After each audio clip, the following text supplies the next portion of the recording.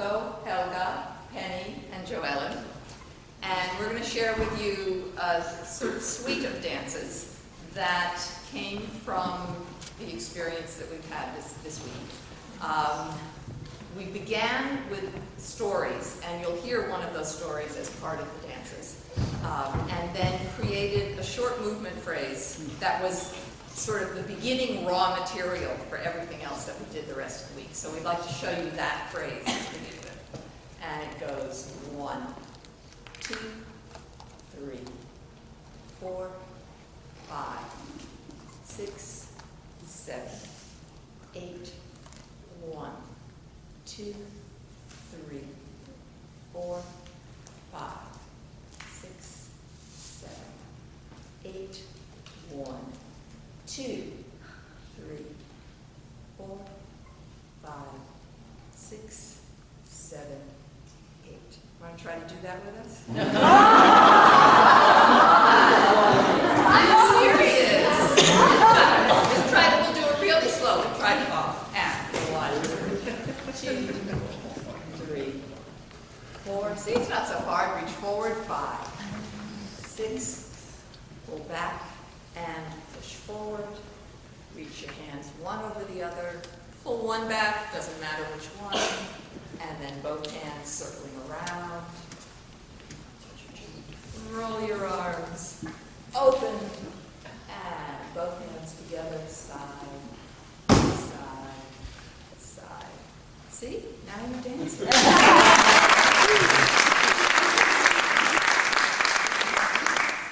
Any glitches are on the music end over here. That's not my forte.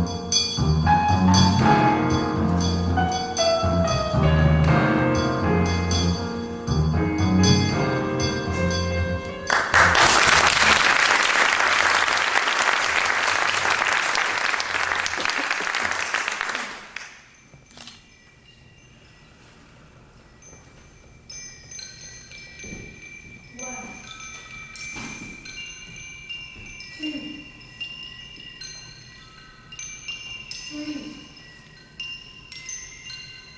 4, 5.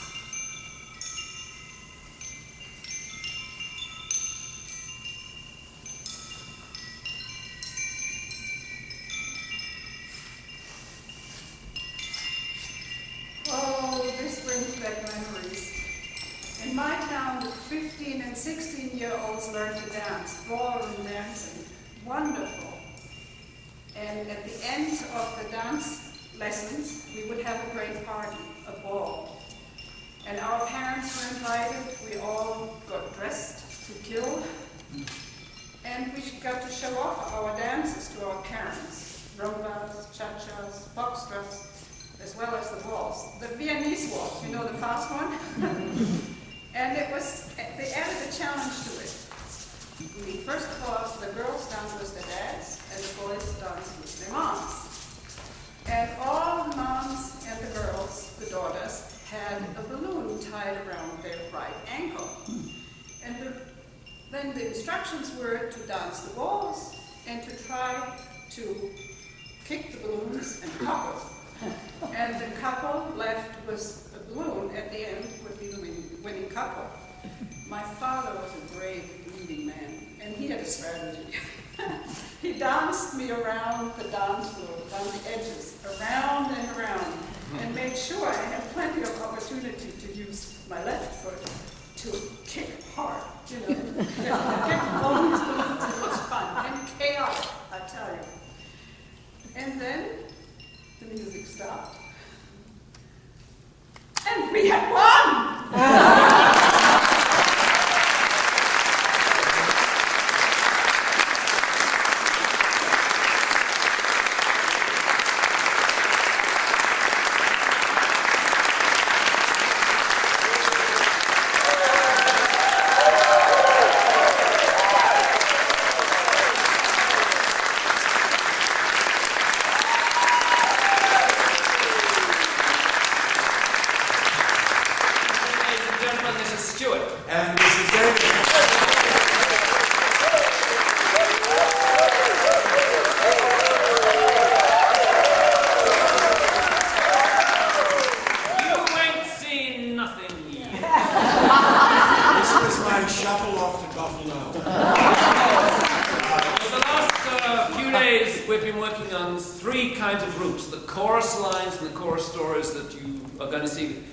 Which we're sharing with you this afternoon, and also the sort of improvised stories that we've been performing and improvising here, and this is the off-Broadway, off-Broadway premiere today of scenes that we're working on scenes from some well-known plays, some not well-known plays, and some short scenes and vignettes. And the first scene is from Moon Over Buffalo by Ken Ludwig. And it's with Alan and Shirley playing George and Charlotte. And all you need to know is that this is a dressing room. And here is a mirror. And it's a theatre. And there's a performance of Cyrano de Bergerac going on. And these two great actors have just finished this tremendous performance and are coming in to take off their makeup and get into their street clothes. Moon Over Buffalo.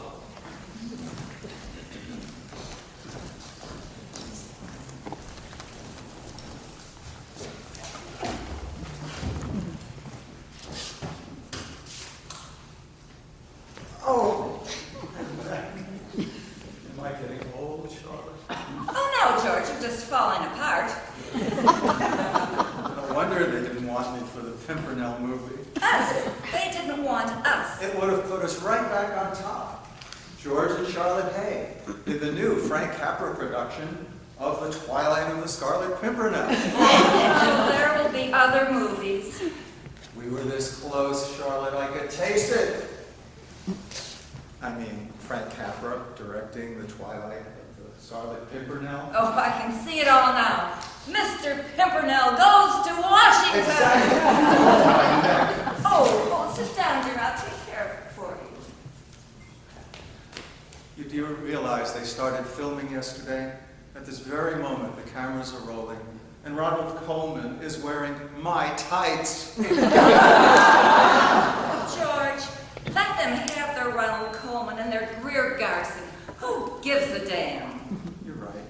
sure Miss Garson is going to do a very adequate job. If that's what they want. I agree entirely.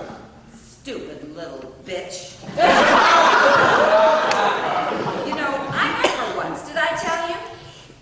She was playing Pride and Prejudice, and I was filming next door, an Apache woman. She was romancing Laurence Olivier, and I was cutting up a chicken and offering it with big cheese. Chuck-a-tunk. Are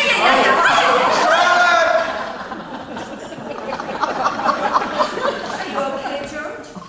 Oh, I'm better. But don't stop. George? Can I ask you a question? Did you sleep with Eileen? Charlotte, how can you say such a thing? I saw how you look at her. She's a pretty girl. I'm not dead. Huh, not yet. And I know just when it happened. You were in the middle of this big, huge fight. And whose fault was that? Well, it was yours, of course. You told me I was the world's largest living ingenue. I merely mentioned that a woman of your age should not try to play St. John. It's like watching Eleanor Roosevelt play Peter Pan. I admire Eleanor Roosevelt. So do I, but I don't want to see her fly out the window. You're changing the subject. Oh, for heaven's sake, Eileen barely knows that I exist. Oh, please. You walk in the room and she starts to glow. I could use her as a reading lamp. You're off your rocker. It's extraordinary. It's unkind. George, I could believe things if you would just tell me the truth. Did you sleep with her or didn't you? Yes or no? No. All right. The answer is no. Really? It's killing you about the movie, isn't it? Oh, don't be silly. That has nothing to do with it. Scarlet Pimpernel. Scarlet Oh, cut it Pimpernel. out. Cut it out. Greer Garson. Don't be an idiot. I'm sure it's slaying you that you're stuck out here in Siberia while she is in Hollywood swaying around the set like the Queen of Sheba. Oh, George.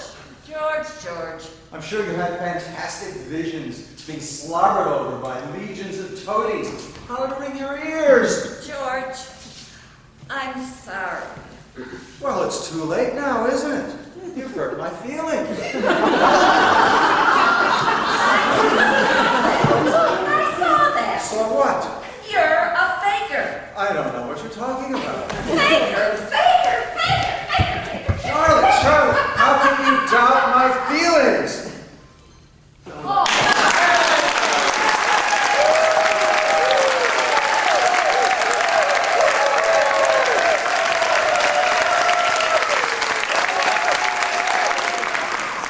In his next short play, called Chautauqua, a detective arrives at the home of a lady in the town with a question.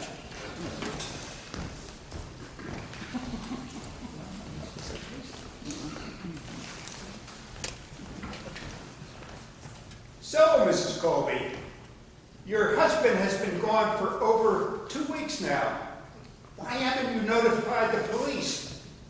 Well, Detective Brown, my husband was a very private person. But you don't seem to be concerned about his whereabouts. Well, of course I'm concerned, but this is not at all unusual for Walter. Once he walked out on us in the middle of Christmas dinner, and he called us 3 days later from British Columbia. He was trying to join the Mounties. Well, I think that maybe today's situation is a little bit more serious. Well, I guess so. We've spoken to your neighbors over there, and they said that particular night that he disappeared, there was quite a disturbance over here. There was yelling. Really? Here? How funny. Yes, they said there was a lot of shouting and yelling and like somebody was in argument. Oh, well, the shouting. I can explain that. You see, Walter was getting a little hard of hearing. And I raised my voice a tad when I was asking him what kind of topping he wanted on his ice cream.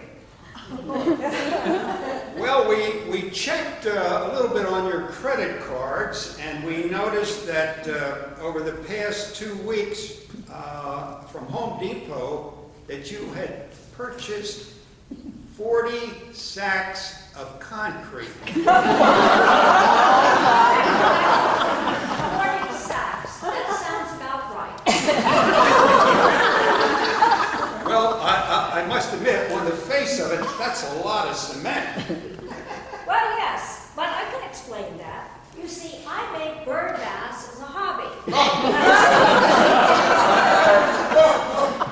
Bird baths?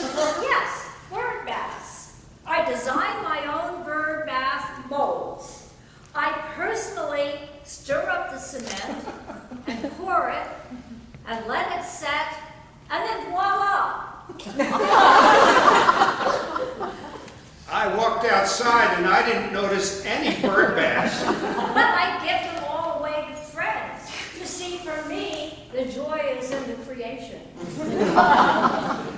But I did notice behind the garage that there was a plot of freshly laid concrete about 3 feet by 6 feet. Well, I can explain that.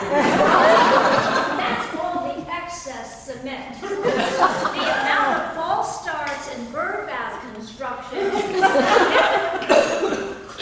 No, I certainly wouldn't. You know, a lot of this is looking for discrepancies. For example, behind the couch there, I noticed there is a very large, heavy shovel. Yes, there is.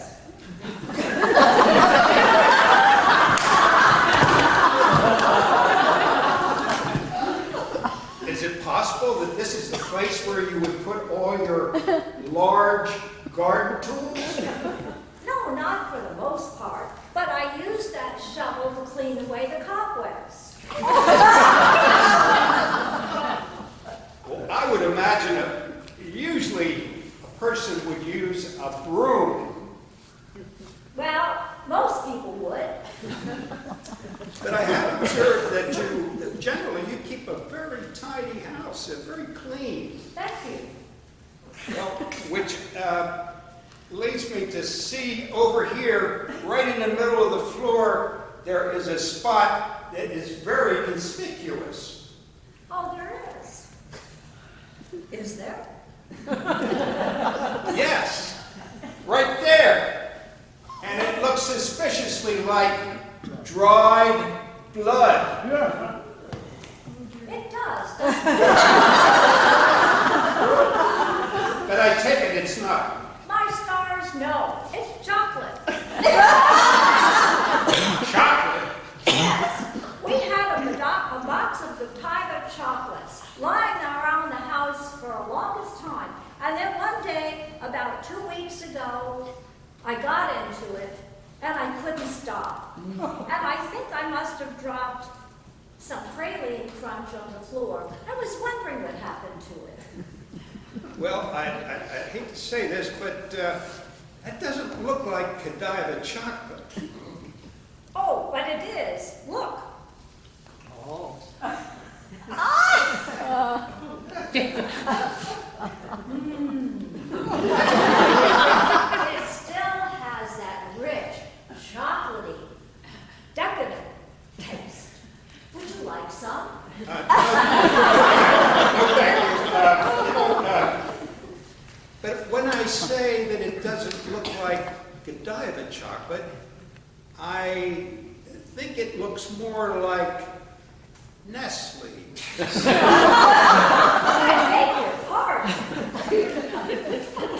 This has a decidedly processed look. It's smooth and, well, it just doesn't look like Godiva. Well, You've caught me, detective. I should have known better than to try to hoodwink you. Yes, it's a Kit Kat bar. My secret is out. You see, I eat commercial candy on the slide. Well, Mrs. Colby, I think the secret is safe right here. It's not going to go beyond these walls. Oh, thank you, Detective Brown. You're a man of rare delicacy and perception. Why, thank you very much. But I think it might be a good thing if you would come with me and we can continue this conversation downtown. I have some Godiva chocolate in the car, and we can both have some. Would you join me? Taking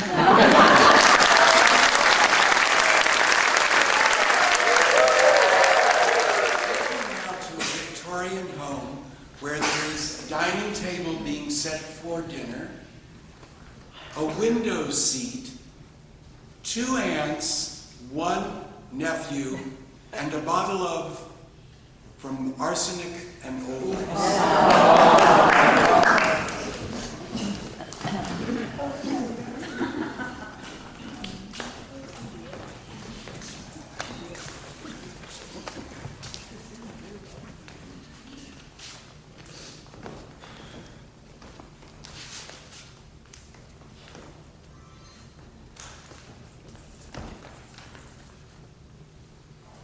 Martha, isn't there some of that Lady Baltimore cake left? Oh, yes. And I'll open a bottle of wine. Oh, and to think it happened in this room. Now, where could I have put that?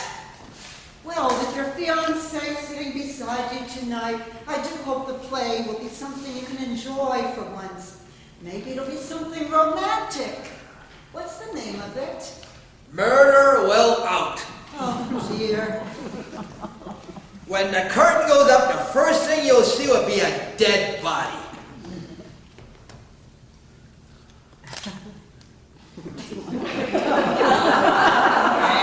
Abby! Yes, dear. You're going to make plans for Teddy to go to that sanitarium at Happydale? Yes, dear. It's all set. Dr. Harper was here today with the papers for Teddy to sign. Here they are. He has to sign them right away. That's what Dr. Hartman thinks. Then there won't be any legal difficulty when we pass on. He's got to sign them this minute. He's down in the cellar. Get him up here right away.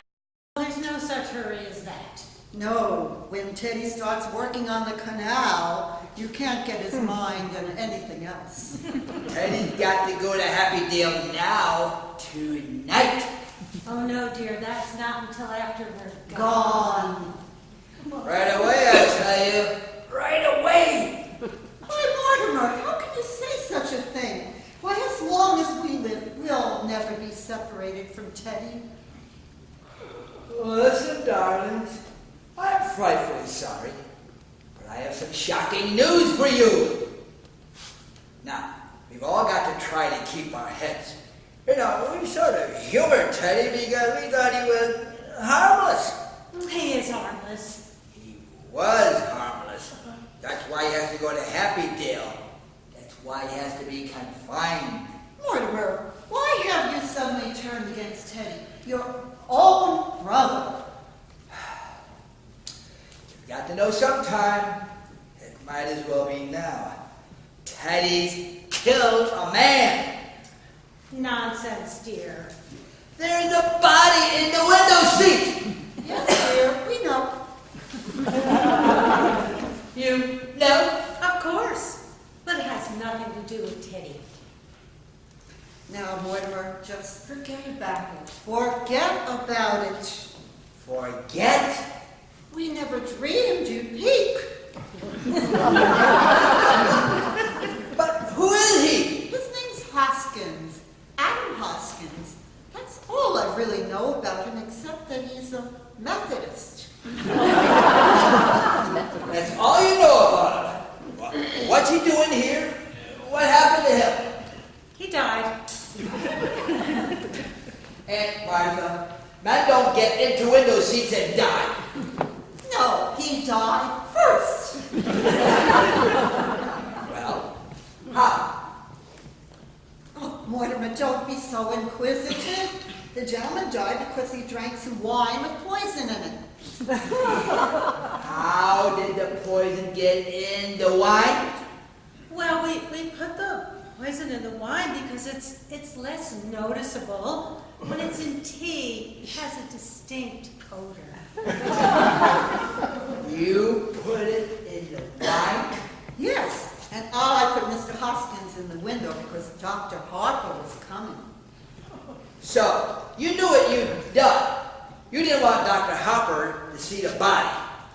Well, not a tea. That wouldn't have been very nice. Now, Mortimer, you know the whole thing. Just forget about it. I do think that Martha and I are entitled to our own little secrets.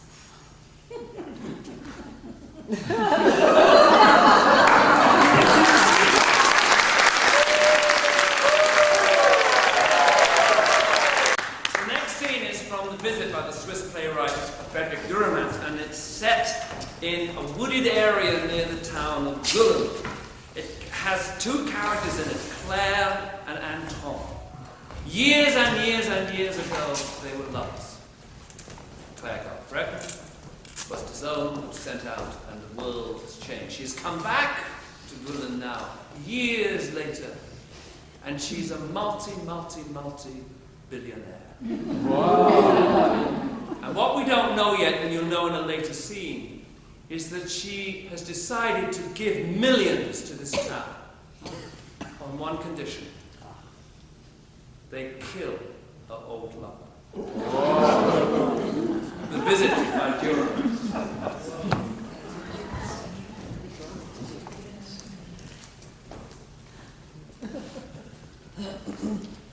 Look, Anton, our tree. And there's the heart that you carved in the bark long ago. Yes, it's still there. Oh, how tall it has grown. And the bark is dark and wrinkled. Why, there are twice as many limbs, and some of them have died. It's aged, but it's still there. Ah, like everything else. Oh, how long it's been since I've walked here. Barefoot over the pine needles and the damp leaves. Look, a fawn, Anton. Yes, a fawn. It's the season. I thought everything would be changed. But it's just like it was. This is the seat we sat on years ago. Under these limbs you kissed me. And there under the hawthorn tree where the moss is soft and green, we lay in each other's arms. It's all like it used to be. Only we have changed. Oh, not so much, my little witch. I remember the first night we spent together. You ran away, and I chased you until I was quite breathless. Yes. And then I was angry, and I started to go home, when suddenly I heard you call, and I looked up to see you sitting in a tree, laughing down at me. No, it was the great barn. I was in the hayloft. Were you? Yes. What else do you remember? I remember we went swimming by the waterfall, and afterwards we were lying on the big rock in the sun together, when suddenly we heard footsteps, and we snatched up our clothes and rushed behind the bushes when the old pastor came along, and he scolded you for not being in school. No, it was the schoolmaster. It was Sunday. I was supposed to be in church. Really? Yes. Tell me more. Well, I remember the time your father beat you and you showed me the cuts on your back, and I swore I'd kill him. And the next day I threw a tile down from the rooftop and I split his head open. You missed him. No. Yes. You hit old Mr. Reiner. I was 17. And you were not yet 21. You were so handsome. You were the best-looking boy in town. And you were the prettiest girl. We were made for each other. So we were. And you married Matilda Baumhart and her shop. And I married old Zachariasian and his oil wells. And he found me in a whorehouse in Hamburg. It was my hair that entranced him, the old golden beetle. Clara, this is the bench we used to sit on and smoke cigarettes. Do you remember? Yes, I remember. The cigarettes I bought from Matilda. No, you got them from her for nothing. Don't be angry with me for marrying Matilda. She had money. It was a lucky thing for you that I did. Oh? You were so young, so beautiful. You deserved a fate better than being stuck in this wretched town without any future. Yes? If you had stayed in Berlin and married me, your life would be wasted like mine. Oh? My God, Clara. My God, Clara, look at me. A broken shopkeeper in a bankrupt town. But you have your family. My family. They never let me forget that I'm a failure, that they never let me forget my poverty. Matilda has not made you happy? What does it matter? Your children. They're so completely materialistic, they have no interest whatever in anything higher. How sad for you. Yes. You know, once you went away, my life passed like a stupid dream. I've hardly ever left this town. A few years ago, at a lake for several days, it rained all the time. A trip to Berlin once, that's all. The world is the same everywhere. At least you've seen it. I've seen it. You've lived in it. I've lived in it. The world and I have been on very intimate terms. Well, now that you've come back, perhaps all will change. Naturally, I won't leave my native town in this condition. It will take millions to put us on our feet. I have millions. 1, 2, 3. Why not? You mean? Yes, You mean you will help us? yes. I knew it, I knew it. I told them you were generous. I told them you were good. Ah, my kitten. Oh, listen, a woodpecker. It's just as it always was when we were young and full of courage. If only we could roll back time and always be together. Is that what you wish? You left me, you never left my heart. The same soft little hand. No, not quite the same. It was crushed to a pulp in a plane accident. But they mended it. They mend everything nowadays. Your hand crushed? You wouldn't know it. Look, there's another fawn. The old wood is alive with memories. Well done. Good.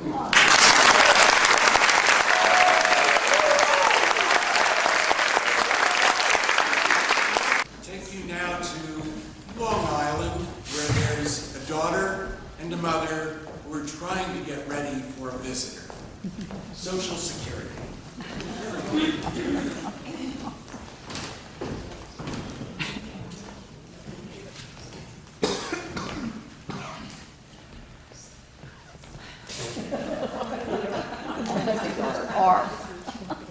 This is a fish, Bobsy?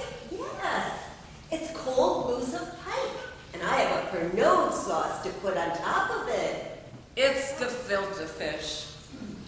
It's gefilte fish? No, I just told you it's cold mousse of pike, and if people want, we can put Pernod sauce on it. To me, it looks like gefilte fish. There might be a slight resemblance, but it's pike.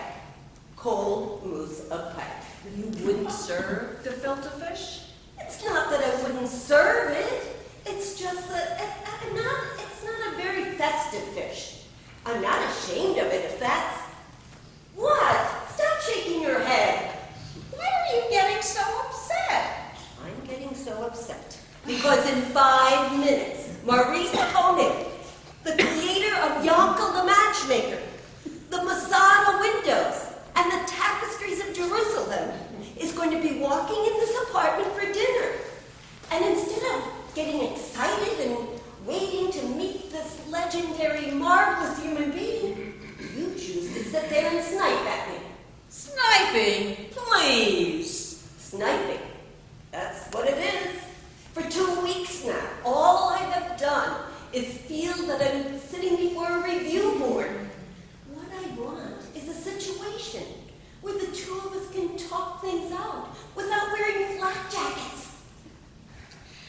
overexcited.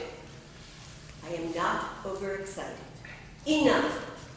Please, Mother, get dressed now. It's Maurice Koenig we're talking about. Soon enough, I'll be gone. Then you won't have to worry. Say, Sophie Greengrass, beloved mother of Barbara and Trudy, adored grandmother of Sarah. stop it. Stop it. Trudy had them all written out. And what written out? My death notices. Death I found them in her recipe box. Casseroles? Death notices. Death notices. I can't believe it. She had them all prepared. She actually wrote them out. She said that when I died, she wouldn't be able to think. So she did it beforehand. I can't believe it. Knowing Trudy, I thought just maybe there was a discount involved. No, Mother, no. It was just her wish then. How you say, a psychological thing? Mother, it was a dreadful thing for her to do. It's inexcusable. First, I read my death notices. Then I'm dropped here like a package from Altman's. Mother, I can understand. You're feeling hurt. You're feeling angry. Nobody's hurt. Nobody's angry. This is just the way my family does things. Mother, you have a right to get angry. In fact, I think it would be healthier if you got angry, so we could talk things out. What? So talk things out. You'll always be my little Bobsy. Sure. Remember the ballet slippers and the tutu? Remember the day we went to buy them? Sure. On 56th Street. 54th. Oh, Mother, please now. Will you please get dressed? I'm too comfortable. What's the big deal? Mother, I am going to say this as calmly as I can, without my internal organs dropping out and me falling on the floor. I would like you to please get out of the houseboat before Maurice Koenig walks through the door. Okay. Thank you, Mother. I know you prefer to sit in that nice, comfy houseboat. But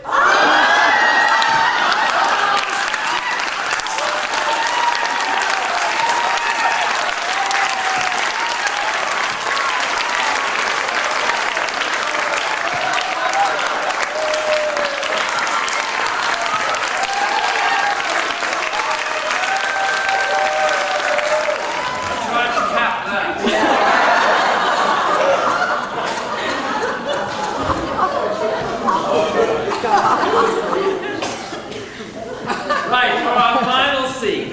This is from Prisoner of Second Avenue by Neil Simon. And Dawn and Tom are playing Edna and Mel. And it's a small house in New York, and it's end of a busy, hectic day. And the only thing you need to know is that the house is a complete, absolute wreck.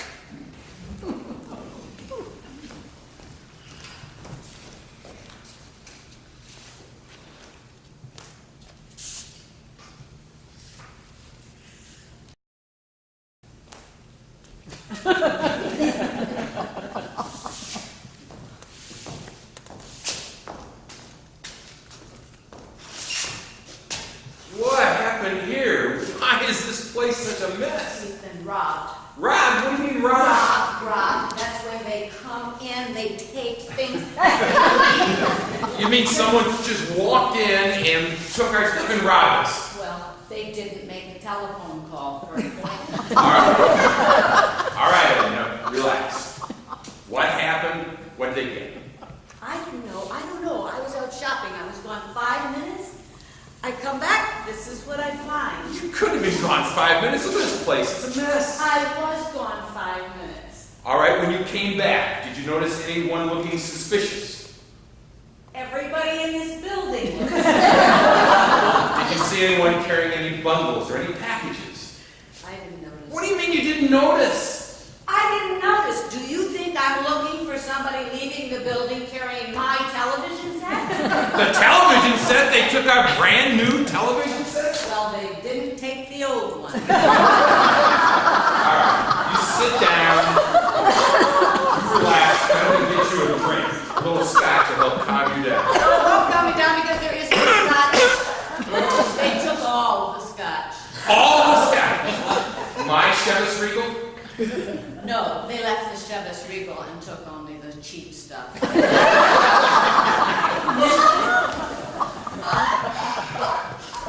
The police will be here any minute.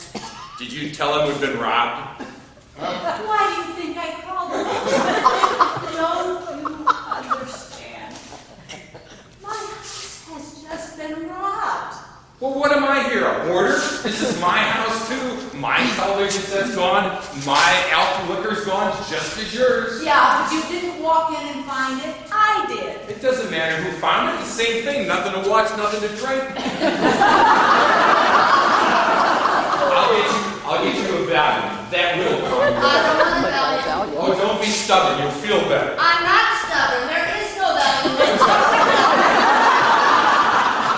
They took the value? They took the medicine chest. The aspirin, the value, the shampoo, the shaving cream, the razor blades. Oh, okay. I understand the television set. I understand the liquor. Even the value. But shaving cream, hairspray, what are they going to get for a roll of dental floss? They must have been desperate. They even took my kitchen money. What kitchen money? I had some money in a book, $85 cash. You put $85 in a book? Why didn't you put it someplace that they weren't going to look? Like the sugar jar. dental floss and mouthwash, and you think they're not going to look in a sugar jar? All right. I'm still having trouble believing you're only gone 5 minutes.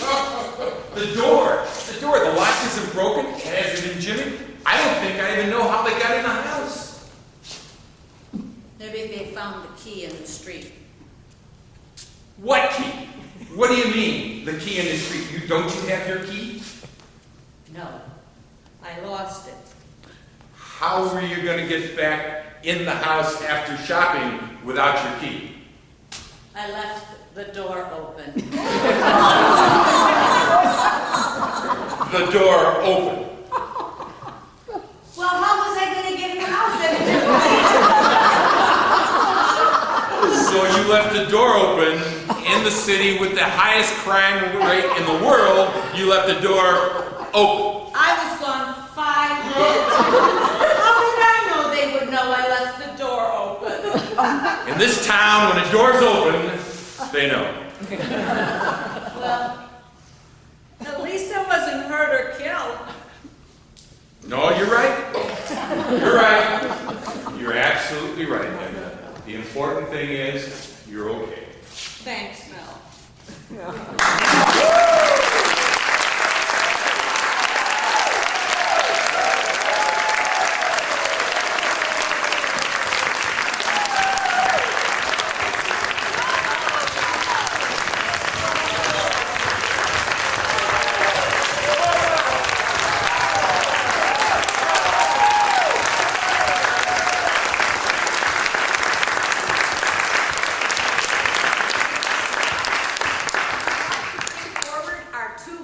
Directors, Professor David Barnett from